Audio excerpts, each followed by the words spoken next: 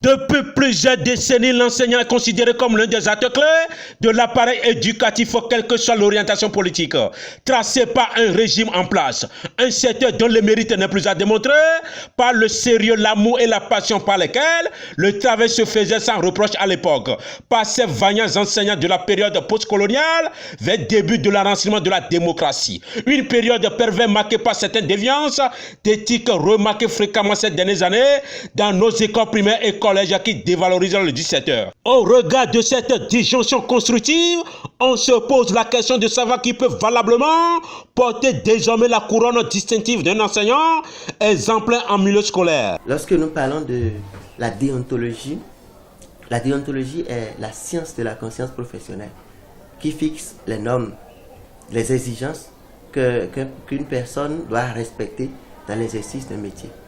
Mais quand nous prenons l'éthique vient de deux mots grecs qui signifient morale et puis demeure, ou bien un lieu où l'on réside habituellement. L'éthique sort l'idée du juste milieu, de la norme des choses. Et nous voyons que l'éthique et la déontologie se rejoignent en ce que les deux fixent les principes et les normes, les exigences qu'une personne doit respecter strictement dans l'exercice de son métier. Et donc quand nous prenons l'enseignement, nous comprenons qu'un enseignant est appelé à respecter certaines normes, forcément. Maintenant, nous allons on regarde de plus près l'enseignement et on voit que l'enseignement est bien plus qu'un métier. L'enseignement est une mission. L'enseignement est une mission d'une grande envergure. Quand on parle de l'enseignement, nous devons arriver à comprendre l'enseignement comme une vocation, un sacerdoce. Je vais parler d'un sacerdoce dont l'enseignant est un sacrificateur. Une personne dont le métier prend source dans un appel et un engagement solennel. Je vais parler même d'un serment qu'il doit prêter avant donc de commencer son métier.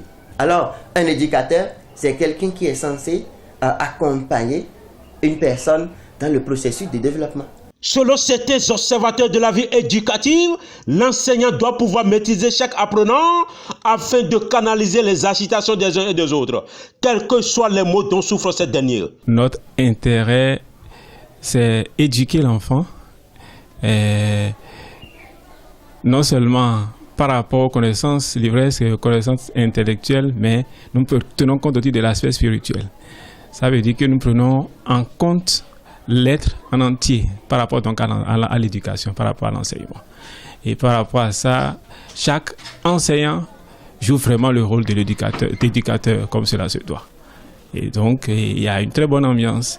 Et non seulement on tient compte de ce qui est fait dans le cadre d'une salle de classe, mais l'enseignant est obligé de sortir de ce cadre pour aller au-delà, afin de mieux comprendre l'enfant, pour l'assister comme cela se doit. Une situation qui interpelle les responsables en charge de l'éducation nationale afin de remédier d'urgence à certaines défaillances qui déshonorent non seulement l'enseignant en question, mais à l'ensemble du secteur éducatif, par le reflet d'image transféré constaté par les résultats peu acceptables à la fin d'année scolaire. Tous les enseignants n'ont pas suivi les formations, n'ont pas été formés. Même ceux-là qui ont été formés, ils devraient normalement avoir jour après jour de recyclage. Il n'y a pas eu de recyclage. Alors pensons d'abord à la formation des enseignants et après on va voir est-ce que cela a une répercussion véritablement sur les résultats. Mais pensons d'abord à la formation donc des enseignants. Si on pense à la formation des enseignants, je crois on devrait avoir à la longue un bon résultat pour le système éducatif. J'en appelle à tous les acteurs, aussi bien les enseignants que les autorités éducatives, la famille, que tous ensemble, que nous puissions revenir à la base pour voir les remèdes à apporter au système éducatif au Bénin.